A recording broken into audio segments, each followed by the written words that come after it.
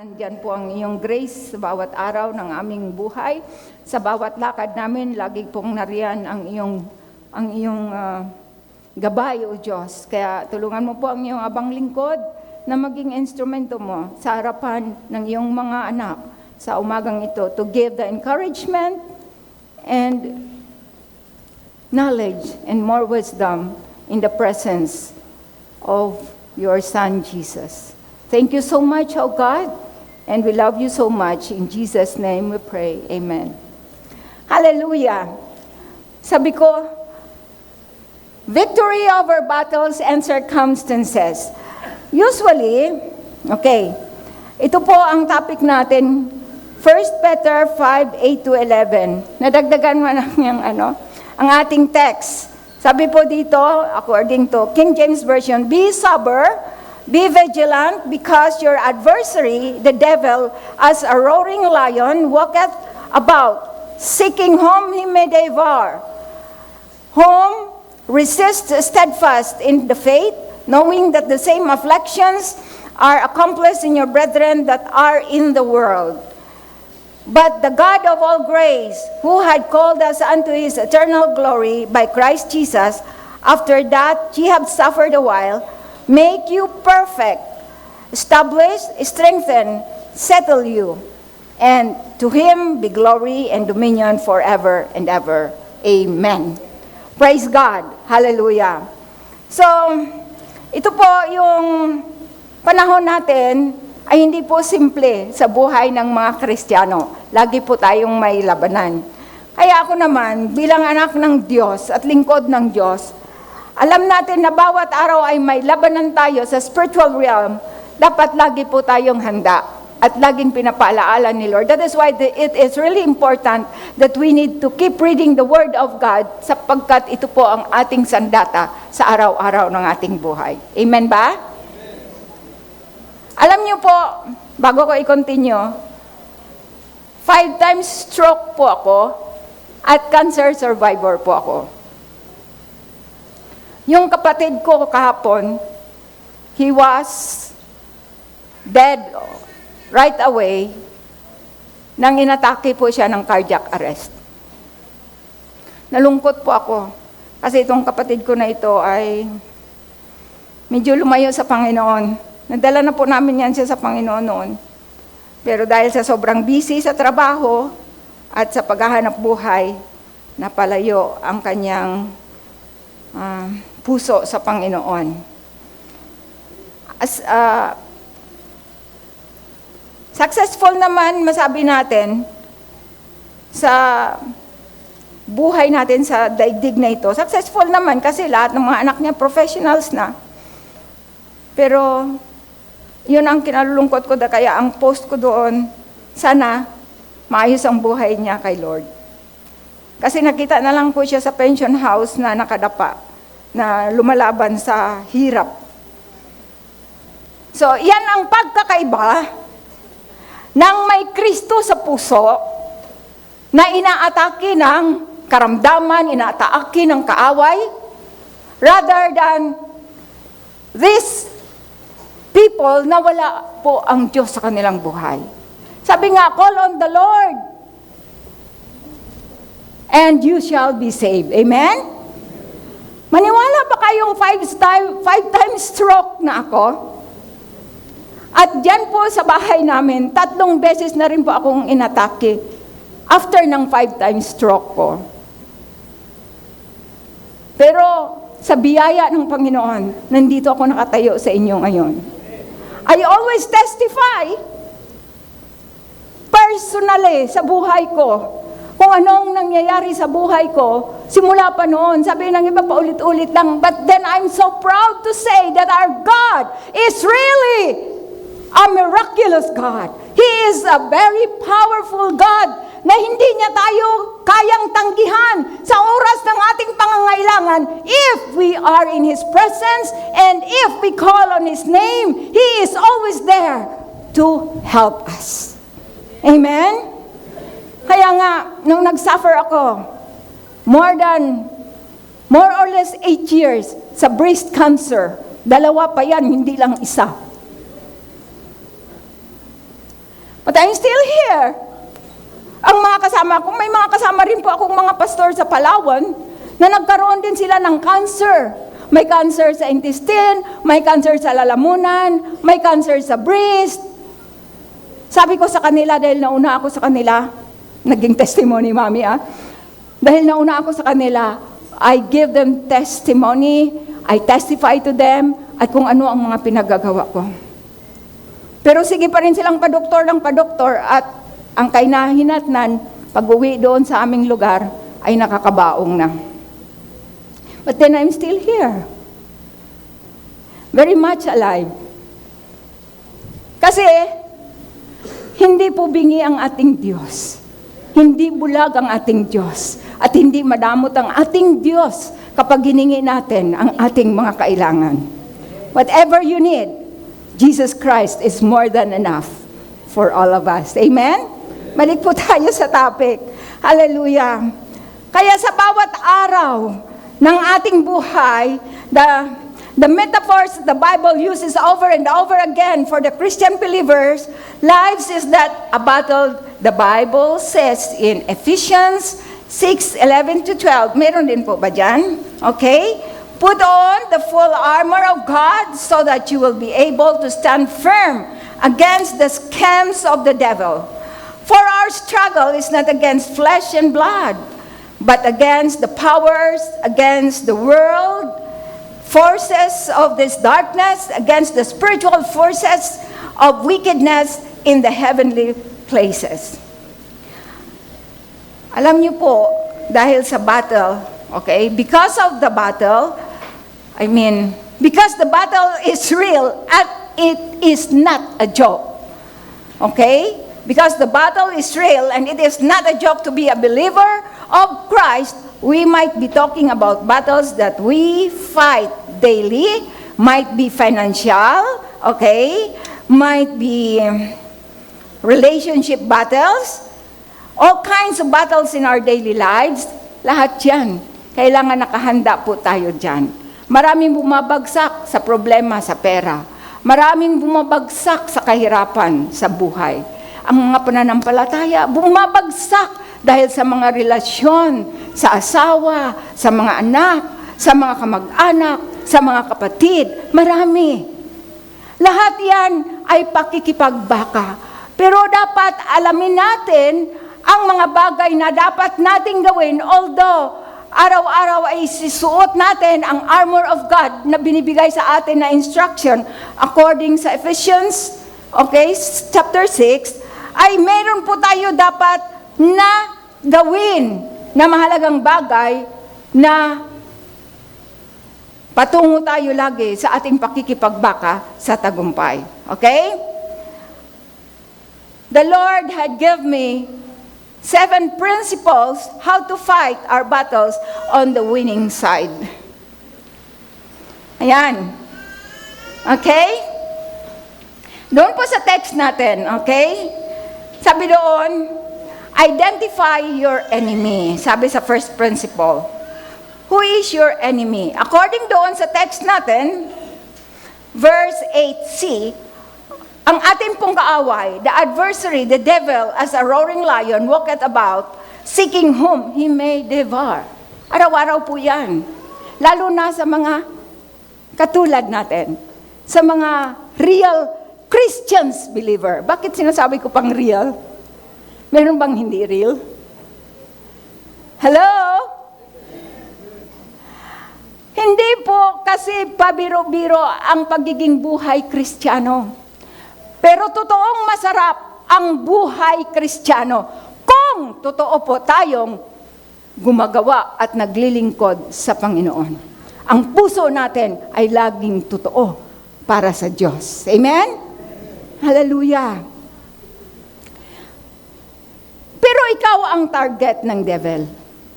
Araw-araw. Sabi na, para siyang leon na umaatungal para takutin ang maraming tao sa mundo. Lalong-lalo na ang mga Kristiyano na hindi nagbabasa ng salita ng Diyos. Hello? Nakangiti ako. Pero mayroong totoo doon. Amen? Kasi mas masarap hawakan ang cellphone kaysa basahin ang salita ng Diyos.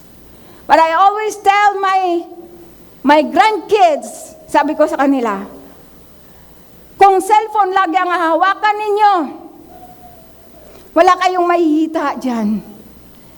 Lalo, puro ML ang laman ng utak nyo. Pero pag sulat ng Panginoon ang babasahin ninyo, hello? Pag sulat ng Diyos ang babasahin ninyo, maraming kayamanan kayong makukuha sa salita ng Diyos. Amen? Naroon ang lahat ng katotohanan. Kaya, ito si Satanas, he is a roaring lion na umaatungal, naghahanap ng masisila doon sa mga mahihina ang loob, doon sa mga takot makipaglaban sa katotohanan, doon sa laging ang iniisip ay walang pag-asa sa Diyos. Yun ang gustong-gusto niyang hatakin. Kaya marami ngayon nahatak sa SOCMED. Even sa, sad to say, I am also a teacher, si Mami teacher din. But I observe, pati sa edukasyon, grabe ang hatak ng kaaway sa mga mananampalataya. Hello? Kaya nga dapat lagi tayong magbantay. Amen? Sabihin mo, magbantay. Magbantay. Sa bawat araw ng ating buhay, dapat lagi tayong nakabantay. Habang ako gumagawa ng message na ito, sobra ang ginagawa ng kaaway sa akin. Pati ang aming internet ay nawalan ng signal for 3 days. Sabi ko, kahit ano na ang gawin mo, kasi noong unang panahon, wala namang wifi. Wala namang internet noong unang panahon. Pero marami pa rin mga anointed men of God. Kasi umaasa sila sa kapangyarihan ng Diyos, hindi sa wifi lang. Amen? Hallelujah! Kaya kapon lang na-restore yung wifi. Praise God! Kapag nakita ng kaaway na hindi tayo kayang silain, susuko yan. Because Satan is always under our feet. Amen? He is always under our feet. Kaya mahalaga na alam natin kung saan ang posisyon ni Satan. Hindi dito sa ating isipan, hindi above our head, kundi he is always under our feet. Amen? Kaya nagtagumpay ako na nakalaya ako sa 5 times stroke na yan. Ang una kong stroke, 6 na buwan akong hindi nakalakad, hindi ako makasuot ng sapatos. But then, gaya ngayon, the testimony is real. Nakaka-high heel na naman ako. Amen?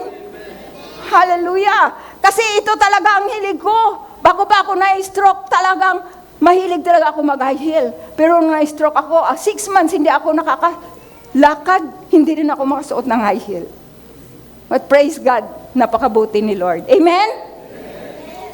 So, bantayan po natin. Huwag natin hahayaan na sisilain ni Satanas ang ating mga buhay. Sa pananampalataya, kumapit po tayo sa Diyos. Amen? Kumapit po tayo.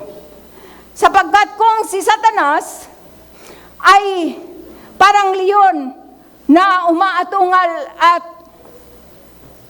patuloy na ikot-ikot sa buhay natin araw-araw. Okay? Pero kung ikaw ay totoong lingkod ng Diyos, ang atungal ni Satanas na parang leon ay baliwala sa iyo. Amen? Ang nakita natin ng leon, ang haba ng pangil. Pero kapag totoong Kristiyano ka, walang pangil si Satanas para sa iyo. Amen? One time I remember, kasi dumanas po kami from riches to rags po kami, nang tinawag kami ng Diyos. For more than 40 years na akong naglilingkod sa Panginoon, hindi ko pwedeng tanggihan ang kabutihan ng Diyos. We've been from riches to rags. Nang dumating na ang buhay, na hirap na kami. At doon pa talaga ako nagkasakit ng malala. Yung aking breast, and then one time talagang ang sakit ng tiyan ko, hirap na hirap po akong hindi po ako makaihi. Umiiyak po ako, ang sabi ko sa aking mga anak at sa aking dipunto.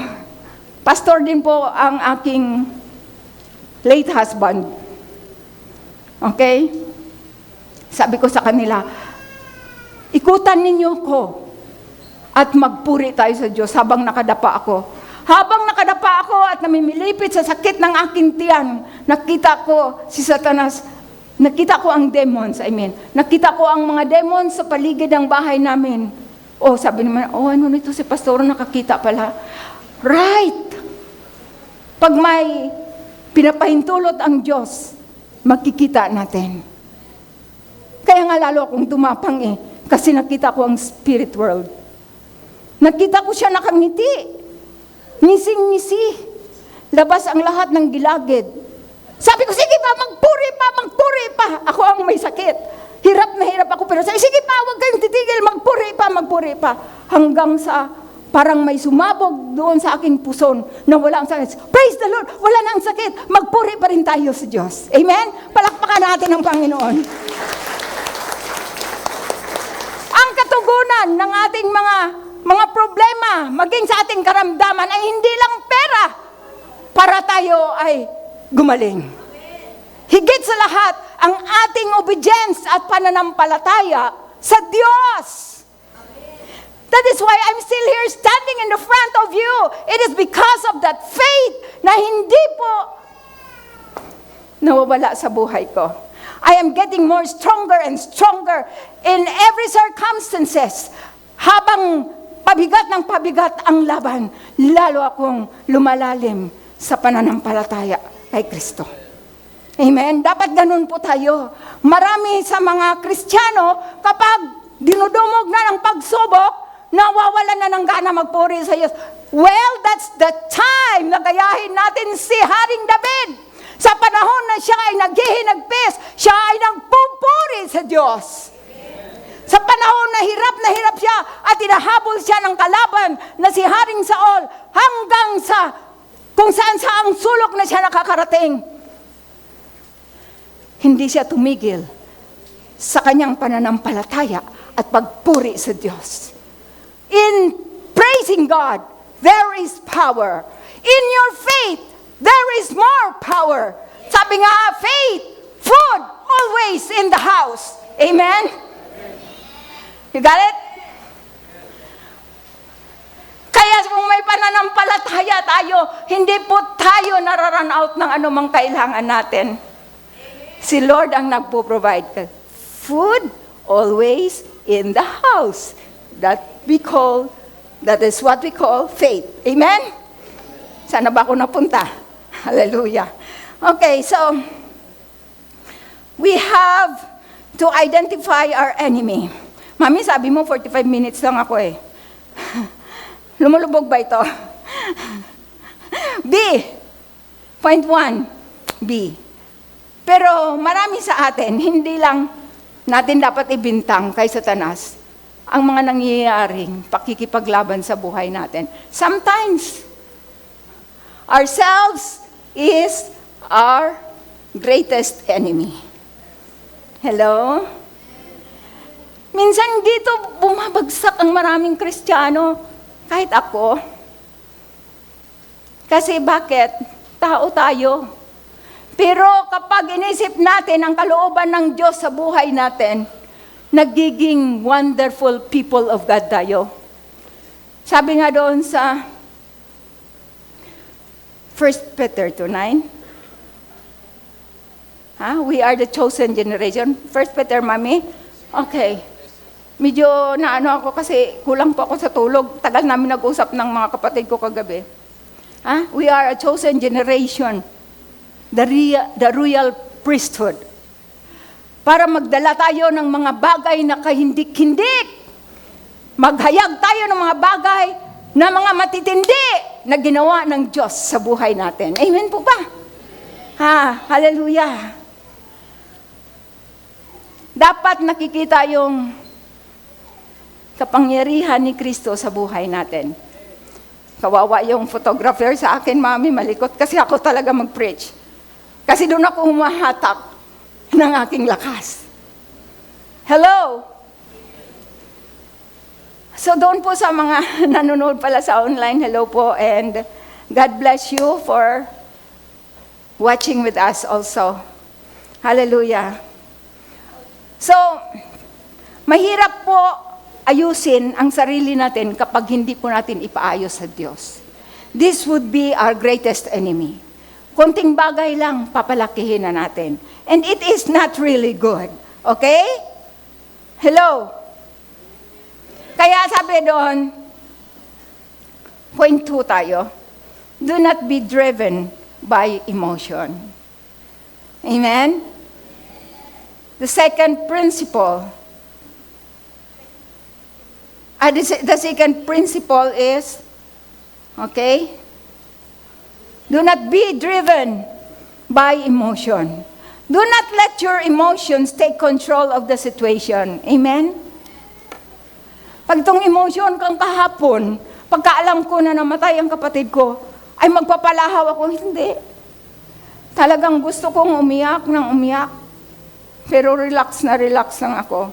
Pero nung pumasok na ako, after ng aming pag-uusap ng mga kapatid ko, ng tanghaling yon, pumasok ako sa kwarto, basta na lang tumulo ang luha ko, and then yun na nag-start na nga ako mag-post. Kasi naramdaman ko na yung kirot nung nag-iisa na lang ako. Tumutulo ang luha ko. Pag nandun po tayo sa mga mabibigat na mga sitwasyon, wag po tayo basta-basta magpaagos sa ating emosyon. Amen? Sapagkat sasakyan po yan ng ating kaaway. Tuwang-tuwa po si Satanas kapag magwawala po tayo. Amen po ba? Do not let your emotions take control of the situations, such as getting mad, angry, or to get furious in front of your enemy. Bakit? You will become the casualty because of your emotional explosion. Di ba yung mga mahinahon kapag nagagalit, hangang-hanga po tayo dyan. Di po ba?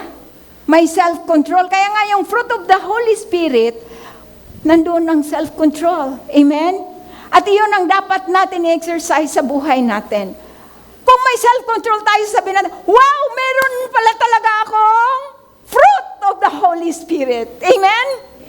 Because I already have self-control. Dati pag nagagalit ako, nagwawala ako, gusto ko lahat ng tao sa paligid, nalalaman nilang galit ako. Pero ngayon, thank you Lord for the self-control. Amen? Kasi lagi natin isipin, kahit ano pa, tayo kayaman at gaano pa tayo katindi sa mga tinapos natin as professionals, kapag nagwala na po tayo, may emotional explosion tayo, sira tayo sa public. Amen? At as a Christian, sira rin si Kristo. Yan ang Kristiyano. Nagwawala. Dapat nagwawala tayo sa pagpuri sa Diyos. Hindi tayo nagwawala sa galit, sa kaaway. Amen? Dapat dito. Alam niyo po, sa church, sa Palawan, pag oras po ng praise and worship, glory to God, tinatanggal ko po ang sapatos ko, sumasayaw po ako sa gitna. Pinupuri ko ang Diyos kasi pinagaling niya ako. Hay, hallelujah! Pinagaling niya ako sa stroke. Gagamitin ko ang paa ko sa pagsayaw para sa Kanya. Amen? Pinagaling niya ang kamay ko. Sabi ko, Lord, kailangan gumaling ako. Hindi pwedeng ganito kasi wala nang magigitara kapag ako ay nagba-Bible study or mayroon kaming service sa church at wala po yung aking dipunto kasi nandun siya sa ibang mga outreaches. Ako lang ang naiwan sa church at kailangan maggitara ako. So, nag-try talaga ako pero ang kamay ko nakaganito. Pero pinagsisikapan kong bumalik yan at matuto uli akong maggitara. Kaya itong dalawa kong kamay, paglipat ng chords, itong dalawa kong kamay, pag gumanon yan, hindi na yan babalik. Kailangan kong tulungan para malipat ko sa chords. And glory to God. I'm fine. Amen? Kaya yung kuya ko na sumama dito, twice na siya ang nagsamba dito.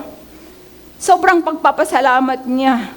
Nakita niya yung buhay ko kung paano ako lumaban. Kaya ngayon, nagpastor na rin siya. Siya ay kagawad ng bayan for 3 terms and naging vice mayor. Napakalawak ng kanyang lupain sa Palawan. Makakarating din po tayo doon. Pero ngayon, so, down-to-earth person,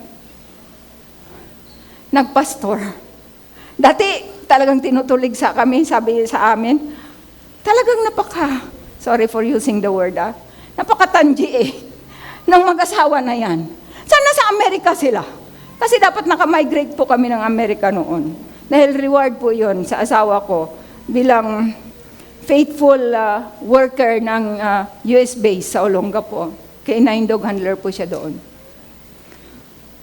Ang reward sa kanila, pwede kaming mag-migrate sa Amerika. Pero hindi pinayagan ni Lord.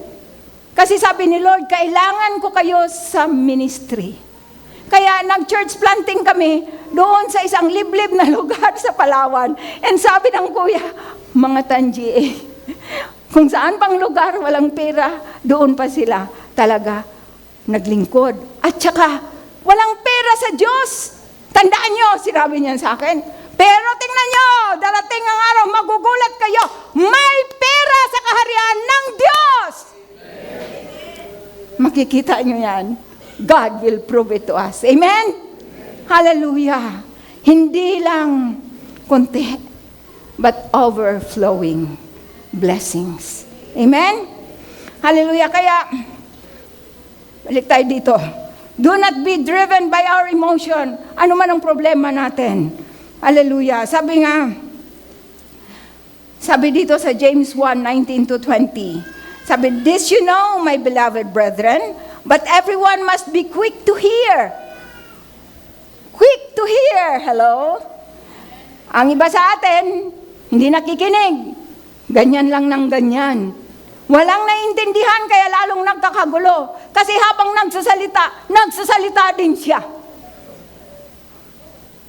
Sabi dito, sa James, okay? Everyone must be quick to hear, slow to speak. Amen? Slow to speak and slow to anger. For the anger man does not achieve the righteousness of God. Amen? Hindi natin makakamtan ang kalooban ng Diyos kapag lagi po tayong galitin. Inaamin ko, ganyan talaga ako noon. Sobrang magalitin. Pero, nahihiya po ako sa Diyos. Sabi ko, Lord, baguhin mo talaga ang pagkatao ko. Huwag ang sarili ko, kundi ikaw ang dapat makita sa buhay ko. Amen? Pero kahit na medyo mataas pa rin ang intonation ko pag minsan, kahit nagsasalita lang ako. Kasi ilongga nga kasi ako. May mga ilongga na mataas ang tono magsalita at mayroon din talagang malalambing. Pero we are in the will of God na dapat matuto po tayong magsalita ng malumanay. Amen? Okay. Sapagkat sinasabi sa 2 Timothy 1:7, for God has not given us the spirit of fear. Nasundan mo ba, nak? Okay? For God has not given us the spirit of fear, but the power of love and a sound mind. Amen? Kaya hindi po tayo magpapadala sa ating emotion, sapagkat hindi po nagbigay ng anumang takot ang Diyos sa ating mga puso. Amen? Only Satan is giving us that fear para hindi po tayo manatili at maging matibay sa ating pananampalataya, sa ating pananalig sa Diyos. But God, He has given us the spirit of love and a sound mind. Amen? Matatalino ang mga anak ng Diyos. Ay, kaunti lang. Matatalino ang mga anak ng Diyos. Yeah! Palakpakan natin si Lord. Thank you. Hallelujah. Praise God. Amen? Kaya hindi po tayo magpapadala doon. Okay? Alam din naman natin that we are all emotional beings. That's the way God has created us. Amen? But no, do not let your emotions get the better of you. Amen? Hello. 3. Mami, ilang minutes na lang ako. Take your problems to the Lord. Maliban doon sa point 1, ano na ngayon? Kilalanin natin kung sino ang kaaway natin. Ang pangalawa, ano sabi? Huwag po tayong magpapadala sa ating mga damdamin. Amen? Huwag tayong magpapadala sa agos ng ating mga damdamin. And 3, take your problems to the Lord. Yan po ang ginawa ko kahapon. Sabi ko, Lord, I will be preaching tomorrow. I don't want na hindi ko magawa ang kalooban ng Diyos sa buhay ko. Kasi hindi po madali mag-preach. Hallelujah. So dinala ko na kay Lord. Kaya sabi ni Lord, Matthew 11, 28 to 30, sabi niya, "Come unto me, all ye that labor and are heavy laden, and I will give you rest." Paborito ko talaga ito eh. Ano lang ang gagawin natin? Lumapit lang tayo sa Diyos. Tayong mga nabibigat ang lubha. At anong sabi? If we want rest, sabi ni Lord, the Lord had already said, I will give you rest. Amen? Ano pa bang problema? Sabi nga, sa awit, Jesus is more than enough for me. Amen? You are more than enough for me. Amen? Sabi na, take my yoke upon you and learn of me. Talaga, iniisa-isa ko talaga ang bawat talata, ang bawat salita na nandito. Hindi ko lang po ito pinag-aralan nung ako'y gumagawa ng mensahe na ito, kundi noon pang mga taon. Kaya nai-enjoy ko ang paglilingkod ko sa Panginoon kasi nahimay-himay ko na ang bawat kataga nitong salita ni Lord. Sabi niya, take my yoke upon you and learn of me. Nag-aaral ba tayo lagi sa Kanya? Pinag-aaralan ba natin talaga kung papaano natin magawa na maging katulad ni Kristo sa takdang panahon? Sa bawat araw ng lakad ng ating buhay, makikita natin kung may nababago na sa lakad natin. Sino kaya ang makapagsabi na may nababago na sa lakad natin? Bilang Kristiyano, we cannot tell that to ourselves, but people around us can testify that we have changed. Amen? Hallelujah. Amen? Learn of me, for I am meek and lowly in heart, and you shall find rest unto your souls. Wow, ang sarap. Kaya nga nung panahon, nahirap ako sa dalawa kong dibdib. Talagang namang naglalakihan. Talagang hindi ko na kailangan magpapa-inject. Hindi ko na kailangan na magpapalagay para lumaki. Talagang lumalaki siya sa sobrang kirot araw-araw. For more or less 8 years, ganun ako araw-araw. Hindi na ako nakakasuot ng bra. But I have learned the word. Kaya nai-enjoy ko ang mensahe ng Panginoon sa buhay ko. Habang tayo ay nakakaranas ng kapighatian, kabigatan sa buhay natin, maging sa ating karamdaman, at nakababad po tayo sa presensya ni Lord, nakababad tayo sa salita ng Diyos. Wow! Wala kang sakit na nararamdaman. Dahan-dahan God is touching you from head to foot and you will be set free. Sapagkat sinabi niya, 2 Peter 2:24. Hallelujah, sabi niya doon, sapagkat dinala niya na ang ating mga kasalanan doon sa cross. Amen? At pinasa niya ang lahat ng mga kabigatan natin. At by His stripes, we've been healed. Past tense. Amen? Kaya hindi hindi natin dapat angkinin lagi na lang tayo may karamdaman, may karamdaman. Ito po ay may maintenance ako kasi ito po talagang kailangan. Kasi ito po ay mana-mana namin. Sabi ni Pastor Jeff dito nung nakaraan, mga pamana ng mga sakit, sabi ng Diyos. Inalis na niya ang lahat ng yan, kasama na inilibing sa kanyang pagkamatay sa cross. Amen? Sabi niya, sa pamamagitan niya, we are healed. Past tense, di po ba? Kaya pag nagbabasa po tayo ng salita ng Diyos, hindi lang po basta-basa, unawain po natin present tense, past tense, future tense. Amen? Praise God. So, sabi na, and you shall find rest unto your souls, for my yoke is easy and my burden is light. Ano nga ba? Nung panahon nila Moses, nang sila po ay pinayagan na ni Farao na umalis sa Ehipto, okay? At nandun na sila nag-encamp doon sa lugar ng Baal-Sipon at Viajero, okay, and then Red Sea, bigla silang sinugod, hinabol sila ng mga Egyptians at nangatranta ang mga Israelita. Sumigaw sila kay Moses, Moses, saan tayo pupunta? Kung pupunta sila doon, aabutan din sila kasi kabundukan. Kung dito sila titingin, Red Sea, hindi sila makakatakas sa mga Ehipto. Pero anong sabi ni Moses? Relax. Diba? Sabi nila, Moses, saan tayo pupunta? Sabi niya, into the hands of God. Saan pa nga ba?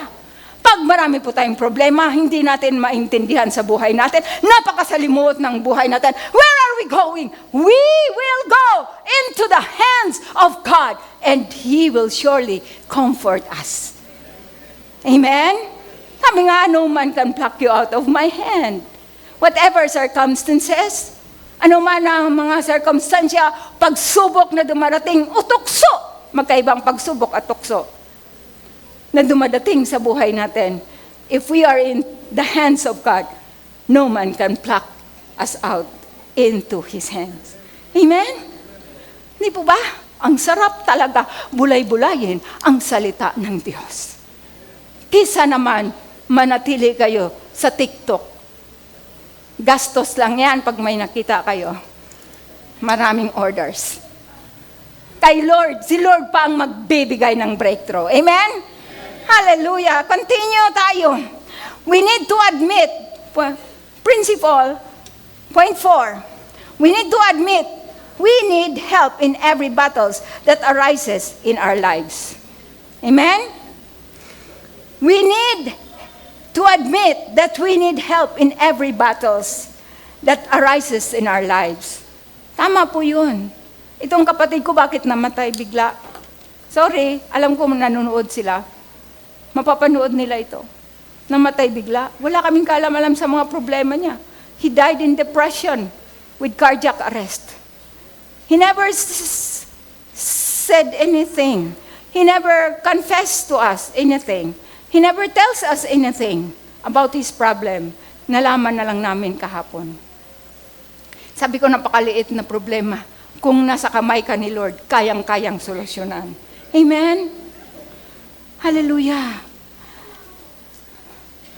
Kaya, we need to admit, we need help in every battle that arises in our lives. Meron po ba, anak?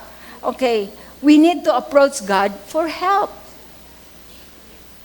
Kapag may pagsubok tayo, dapat nga, lumalapit tayo kaagad sa Diyos. Sasabihin natin, Lord, salamat po! May pagsubok na naman. Bakit ganito yung pastora? Iba yata ang doktrina nito. Sinasabi ko sa inyo, ang mga pagsubok at mga problema sa buhay, bitamina ng mga Kristiyano! Kunti lang na game and daddy. Hindi nyo ba alam, dyan ako lumakas? Sa aking pananampalataya sa Diyos? Sa bawat problema na hindi ko kaya, ibinibigay ko sa Diyos at ipinapakita ng Diyos ang kanyang kaluwalhatian sa bawat pagkakataon. Hindi natin may enjoy ang ating pananampalataya pag hindi po tayo marunong lumaban sa bawat sitwasyon sa buhay natin. In every circumstances, there is a solution in the hands of God. Hello? Alam ko ang buhay ngayon sa mundo ay napakahirap. Marami ng hirap na hirap, lalo na kapag napapanood natin sa social media. Umiiyak ang puso ko, umiiyak din ang aking mga mata, lumuluha rin talaga. Naaawa ako sa mga taong hirap na hirap. But they don't know that the only solution is the Lord Jesus Christ para sa kanilang mga buhay. At ito po ang aking hinihingi sa Panginoon. Lord, dagdagan mo pa ang buhay ko, sapagkat gusto ko pang maglingkod sa iyo at magdala ng maraming kaluluwa sa iyong kaharian. Mahalaga po ang bawat kaluluwa ng tao sa harapan ng Diyos.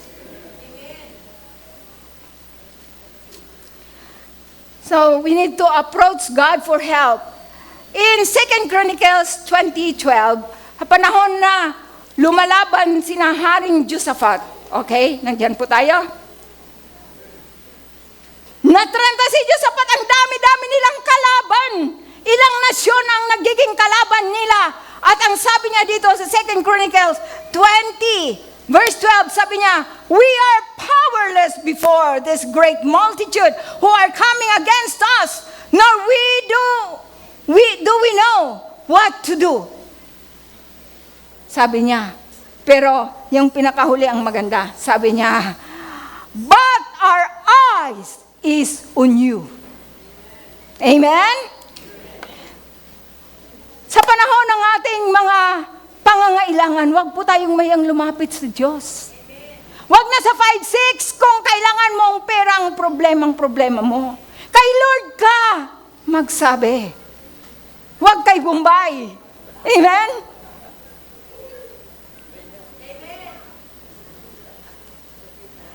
Lahat naman yan naranasan ko kasi naging negosyante rin naman ako eh. Hallelujah.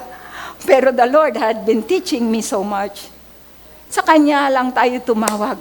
Kasi kapag sa Diyos po tayo tumawag, sobra-sobra pa ang katugunan ibibigay niya sa atin. Amen? Hallelujah. Sabi ni Josaphat, wala kaming ilalaban sa mga sundalo na ito ng iba't ibang nasyon na mga kalaban namin, Lord. Hindi namin alam kung anong gagawin namin, pero kami ay nakatingin sa iyo. Kaya tinulungan sila kaagad ng Diyos. Amen? Hallelujah. And we need to be honest with God that we can do nothing without Him. Admitting our inadequacy so God can work on our behalf. Okay? Sabi ko nung masakit, sobrang sakit. Yung nakakaranas ng kirot, yung hawakan mo tapos mabaho ng kamay mo kasi puro, alam nyo na. Dahil sa sobrang paga, sasabihin na lang ng iba, Lord, kunin mo na lang ako. But I did not pray for that. Ang sabi ko, Lord, pag ako binuhay mo pa, ipapahayag ko sa buong mundo na ikaw ang Diyos na nagpagaling sa akin at ipapakita ko kung ano kakatindi na Diyos nang dahil sa ginawa mo sa buhay ko. Here I am. Amen? I never prayed, Lord, kunin mo na ako, hindi ko na kaya. I never surrender. I will fight for my faith so that the Lord will be pleased. Sabi na, Hebrews 11:6, for He is the rewarder of those who seek Him diligently. Amen? Sapagkat hindi natin malulugod ang Diyos kung ang ating pananampalataya ay pagiwang-giwang. Hindi natin malulugod ang Diyos kung hindi tayo maniniwala na Siya ay nag-i-exist. I do believe that our God is very much alive. Lalo na sa mga Kristiyanong ang tindi magpuri sa Diyos. Ang hina naman. Lalo na sa mga Kristiyanong matinding magpuri, magpasalamat sa Diyos, talaga, the Lord is very much alive in you. Amen? Kayo ba lahat dito yon? Tayo yon. si Lord. Ayan si kapatid, oh. Hello, amen. Nakita ko yan, nung na-stroke yan, nakaganon ng kamay niya. Sabi ko, na ano ka? Pero ngayon, ang tindi. Amen! Oh, another testimony. Hindi lang ako na nakatayo sa inyo. Dito, dulot-dulo. Doon siya nakaupo sa dulo. Hallelujah. Nakita ko yung kamay niya, nakaganon nung nakaraan dati. No? Ngayon, ang tindi na. Amen? Kaya dapat magsaya po tayo. Sapagkat ang Diyos ay hindi nagbabago ang kanyang kapangyarihan noon, ngayon at bukas. Siya ay the same yesterday, today, and forever. Bakit ka nagbabago sa iyong pananampalataya? Bakit ka nagbabago sa iyong puso sa paglilingkod? Hello? Know your enemy. Okay? Hallelujah.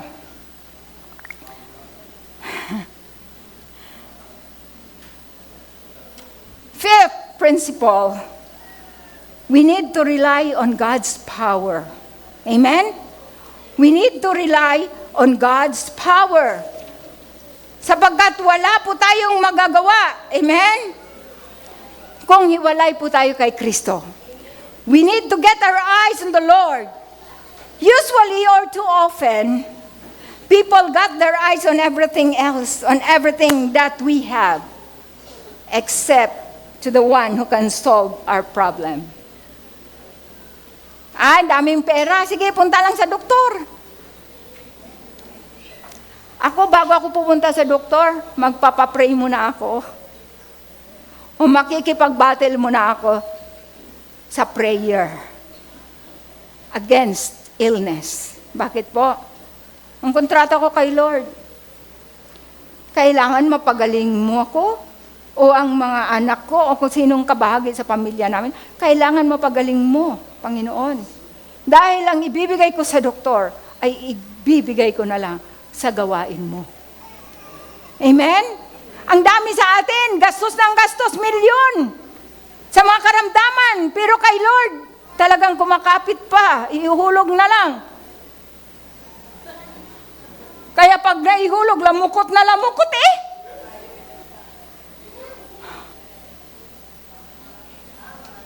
Alam niyo ako, pag nagbigay ng pera kay Lord, pag kulubot ang mga pera ko lahat sa wallet, pinaplansa ko po.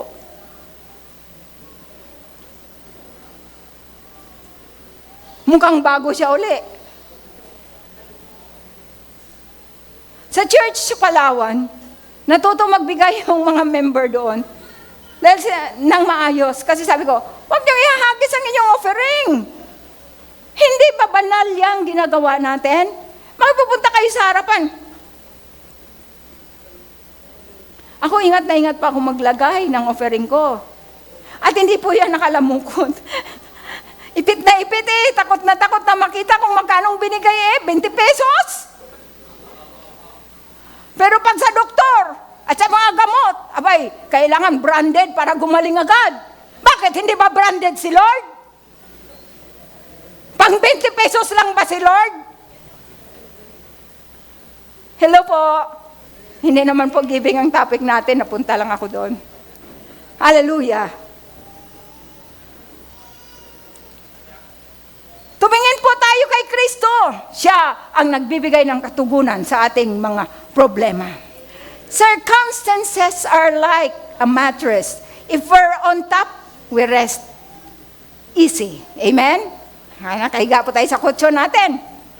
Pag nasa taas po tayo, talagang ang sarap mahiga. Amen?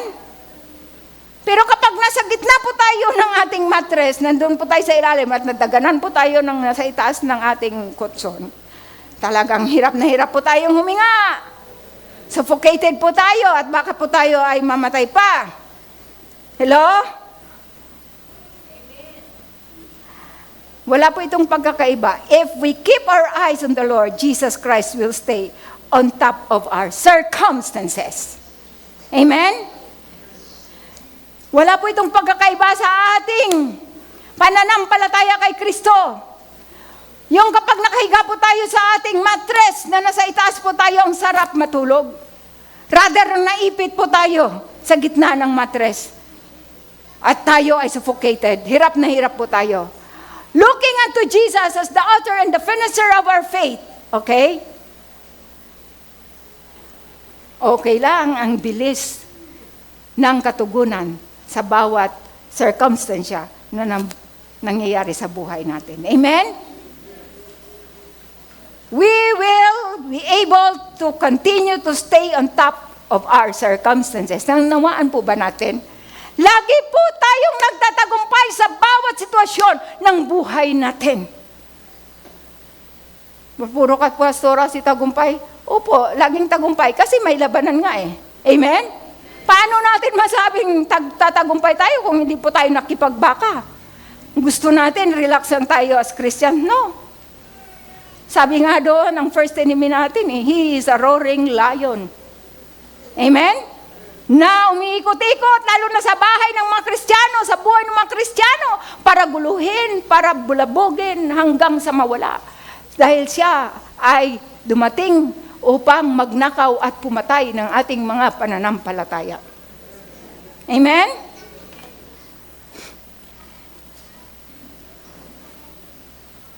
Sabi na, John 15:5, I am the vine, you are the branches. He that abideth in me and in him, the same bringeth forth much fruit, for without me you can do nothing. Kaya mahalaga, lagi tayong kumakapit. Sabi ng prayer dito kanina, opening prayer, lagi tayo sa presensya ni Lord. Lagi tayo magbabad. Sabi ng awit, babad sa presensya mo. Amen? Babad sa iyong salita. Babad. Kami may action pa yan sa simbahan eh. Babad! O, di ba?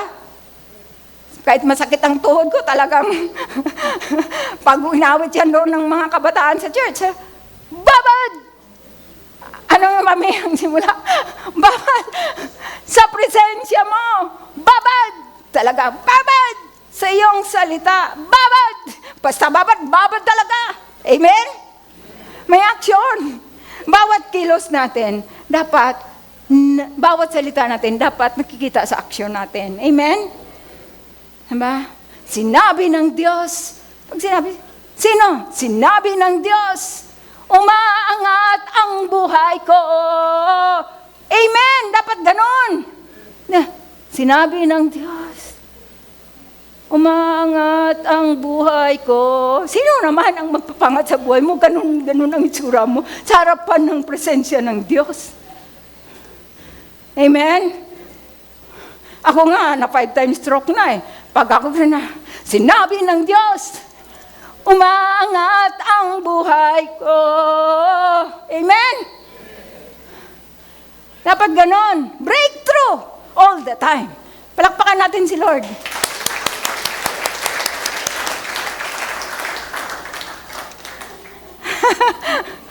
Laging breakthrough kasi pagbabad tayo sa presensya ni Lord, bumubunga ng marami ang Kristiyano.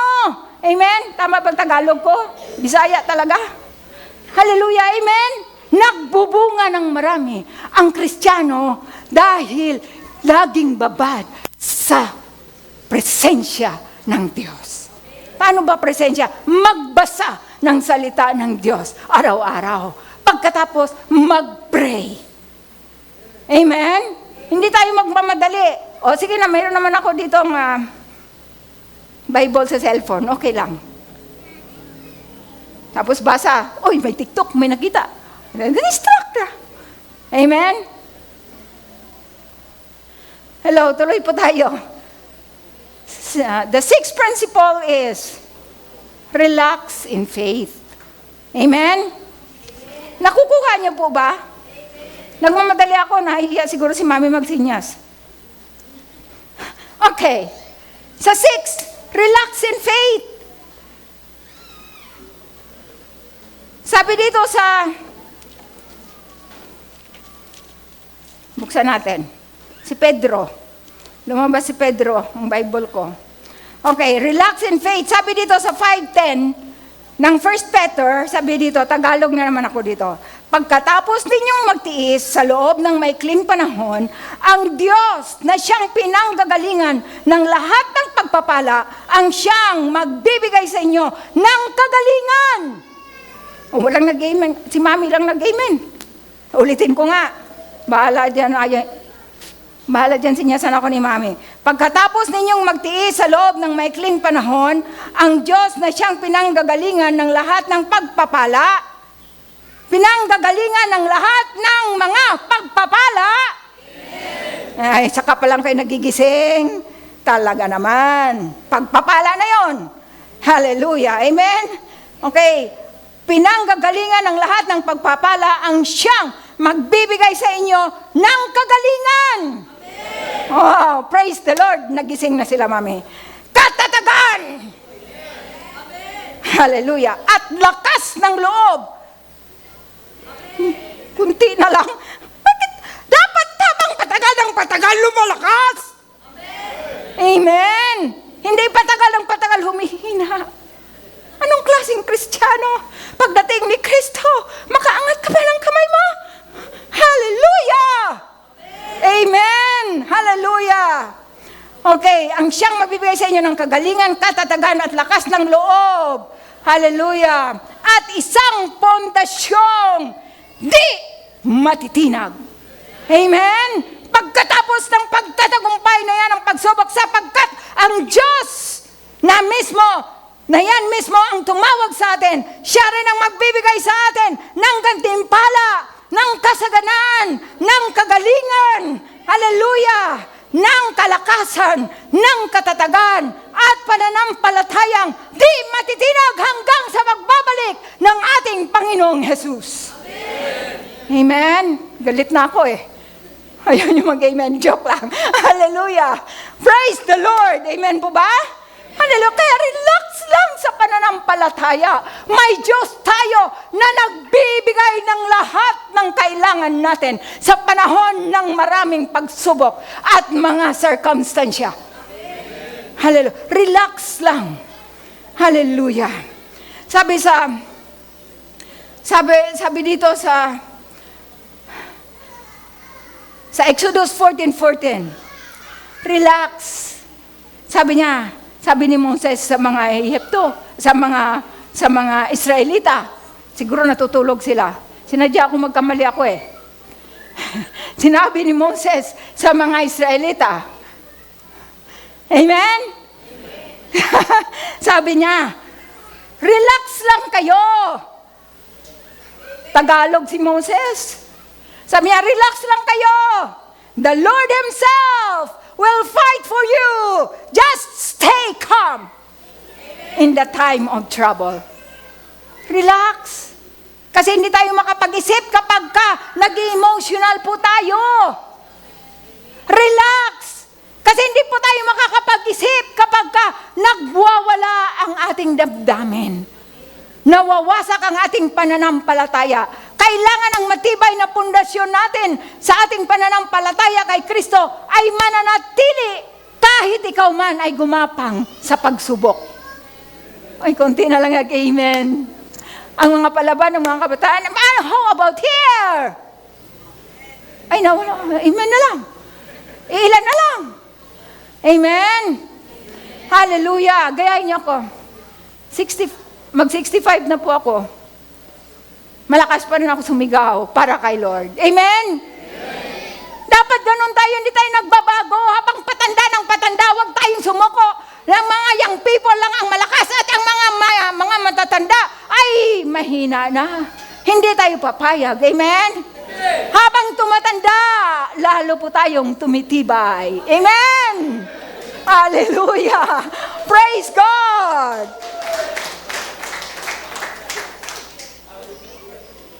Mukha lang yung kumukulubot, yung puso, yung espiritu at kaluluwa. Ganun pa rin yan. Basta babad kay Kristo, laging malakas. Amen? Amen? Hindi natitinag. Amen? Ayan, ganun. Kanina pa eh, ngayon lang kayo amen ng amen. Ngayon nyo lang nalaman na senior na rin ako. Hallelujah! Praise God. Amen? So,